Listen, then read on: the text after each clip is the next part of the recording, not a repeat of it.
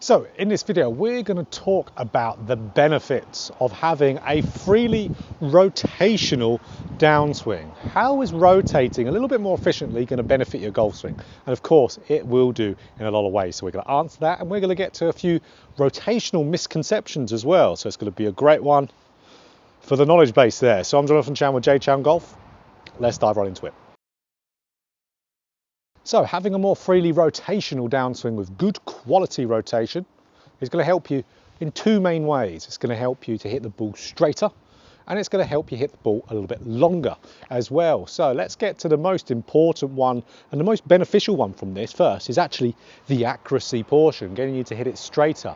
Now, why that is because when we're using more body turn through the golf ball, the club face is going to stay more stable. It's not going to rotate and flip all too much. I'm not going to get too much forearm rotation. I'm not going to get too much rate of closure of the club face. So, double-edged sword there, because if the club face isn't square, let's say it's open and you're trying to rotate, because the club face is coming in more stable, ball's actually going to go to the right.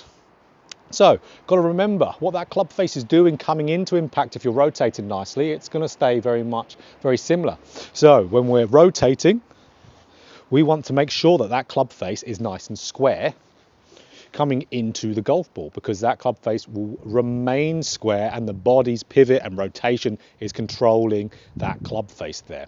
So, we've got to know when we are rotating, we're getting through the golf ball, we're adding in something called shaft lean. So a lot of you are always trying to get more shaft lean, so ultimately hands ahead of the golf ball. When you're rotating, that will naturally be created. You'll naturally get your hands a little bit more ahead there. But one thing to know with shaft lean, it will slightly open up the club face, which is why with a rotational, or let's say adding in more rotation in a downswing, we need to have that club face square, maybe even slightly closed. So a good checkpoint to have is that shaft parallel to the ground. See if your club face is matching around your spine angle. It can be very slightly open for sure. It can be very slightly closed to it, but if it's very slightly closed, you've got to make sure you have a lot of rotation in there. Like we said, that stability of that club face, if it's coming down nice and square, matching that spine angle, it's just going to stay square for an incredibly long time going through that golf ball. So that's just going to result in more consistent golf. So make sure that club face is square, and that's going to be way easier for you to do. So second, of course, the distance. Yes, it's going to help massively for your distance. We've already touched on it a little bit with the shaft lean, because shaft lean would de-loft the club face. So for me with an 8-iron here, I turn my 8-iron more into a 7-iron. That's going to help you hit the ball a little bit further. More shaft lean will do that.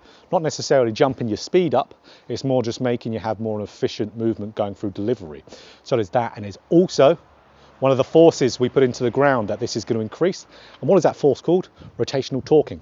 It's going to help with that. We have three forces we usually use, and that is our horizontal, so our shifting, you can view it as, the vertical, which is the biggest force producer, the biggest speed producer. Horizontal can get there sometimes as well in the golf swing, but also we have the rotational torque.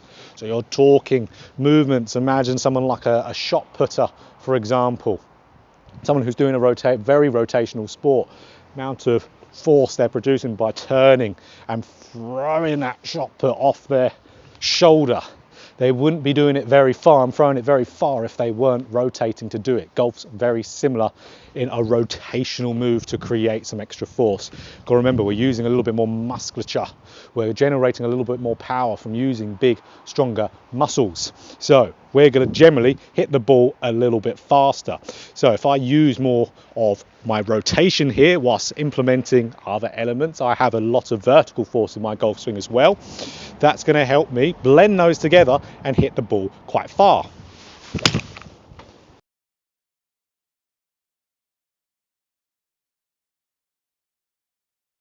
So guys, a little break in the video here to talk about the new course I have just made, and it's called the Guide to Shallowing the Golf Club in the Downswing. So if you like my rotation course, but you wanted something a little bit more in depth for shallowing the golf club, or you just want to shallow the golf club, you're frustrated that you can't do it, all the knowledge is going to be in that course. So it's going to be everything about how to shallow it via your variable movements, all the different variables to shallow it, how to match it up with your specific grip, how to practice properly to be able to do it, which is well so many of you do not do right. So all of that's going to be in the course, and it's going to be in two places. First place is going to be Thinkific. So that's a website. I'll put a link down in a description. You can watch it on a big screen. So it's not going to only be on an app for now, like the rotation course was. So that's going to be sold separately. The rotation course is also going to be on there as well. So put a link to that down in the description. And it's also still going to be on SKILLEST. But the difference with it being on SKILLEST now, my courses are only going to be available to my online lesson subscribers on SKILLEST. So if you do the monthly subscription where you get unlimited lessons with me, you'll also, in that price, get the courses. So with the amount of courses I'm going to make over the coming next 6 months, that's going to be a big advantage to get personal instruction with me and the courses. But if you want to just buy the courses individually, they'll be on Thinkific. So link for both of them will be down there. If you want to shadow the club, you can go do that. So let's jump into a couple misconceptions. And there's a massive misconception with what we've just talked about. Now, when I made the video of hand release versus body release, wow, you saw the misconception at full play in that comment section of people saying, how can I say that rotating and turning your body makes you swing faster? People obviously understand it as I meant like turning your body like this with your arms just fully locked out, turning and going through there. And a lot of people linked another golf instructor that I will not say, saying that he advocates exactly against what I said, and obviously linked the video and he was saying the same thing, but that is completely missing the point.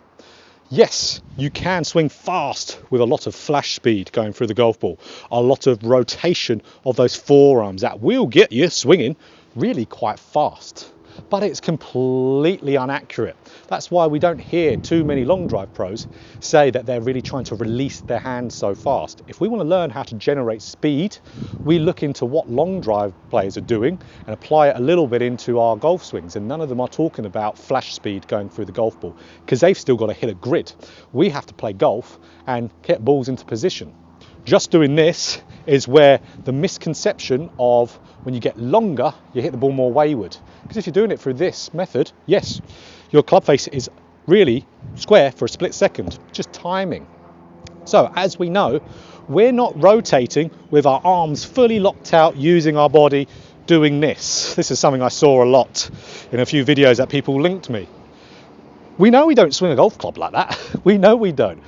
Our body and its rotation and its horizontal forces, its vertical forces, will be propelling and moving the arms in quite a fast fashion. Remember, arms are levers hanging from our body. A whip. The whip isn't moving itself, you're moving the whip. Your body is what's moving the whip. So that's a simple way to view this as something that's going to generate a little bit more speed. The rotational force is going to really whip, for example. It's like here. Just do it with my hands. Yes, I can create quite a bit of whip. But then if I do with my body as well, how much louder is that? I'm not just moving my arms, I'm moving my body. You can see I'm rotating, I'm vertically moving as well, which if you have quite good rotational torques, your vertical will be quite good as well. It's not just with the hands and arms, and it's not just for the athletically gifted. That's misconception number 2. You have to be very, very mobile to be able to do this. No, you don't. No, you don't. I've had many students days who are quite old. My oldest student that I used to have back in my in-person lesson days was 92. He rotated really well. He rotated well before he even came to see me. And he got way more open than a lot of people who say to me, oh, I can't get open at impact, I can't rotate because I'm not flexible enough. You're not doing that because one, your golf swing isn't in a place to rotate. Put a video card up here for that, and I've got a guide called Ultimate Guide to Rotation in the Downswing, which is all that info. Your swing needs to be at a place, because let's say, for example, if your club face is coming down wide open, like we said in that first little bit, we're going to get shaft lean. Shaft lean's going to open it up. Your body's not going to want to rotate from there. It's going to stall out and it's going to flip to square the face.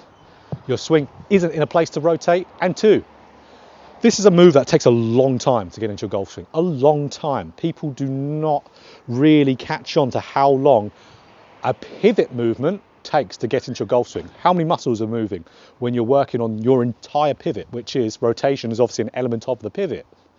A lot. How many joints are moving? A lot.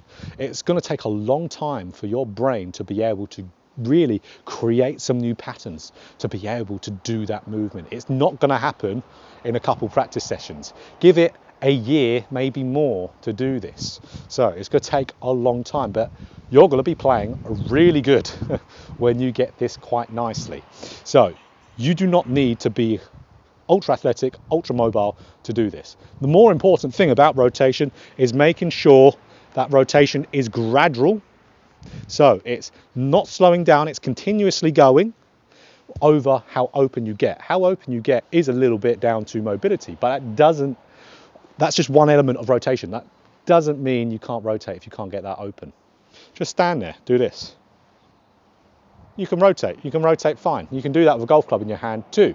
We just want that rotation to be nice and gradual. That's why Francesco Molinari rotates well, but he's only a little bit open. That's why Dustin Johnson, of course, rotates very well, and he's massively open, like Colin Morikawa as well. Get the things into your golf swing to be able to do that. Like I said, Ultimate Guide to Rotation, all lessons with me on SKILLEST, we can get you there. All of that's down in the description.